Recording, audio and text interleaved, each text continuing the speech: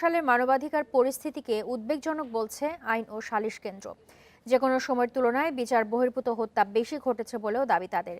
দুপুরে এক সংবাদ সম্মেলনে তারা বলেছে, গত বছর আইন শৃঙ্খলা রক্ষাকারী বাহিনীর হাতে ক্রসফায়ার ও হেফাজতে প্রাণ গেছে 466 জনের।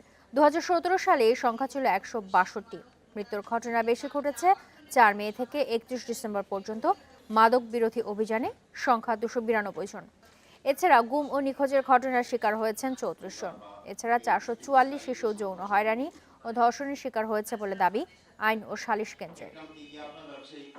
বিশেষ করে মাদক বিরোধী যে আন্দোলন হয়েছিল সেটার পরিপ্রেক্ষিতে ওই সময়টা অনেক বেশি বিচার বহির্ভূত হত্যার ঘটনা ঘটেছে, যা অত্যন্ত দুঃখজনক এবং ন্যক্কারজনকও বটে।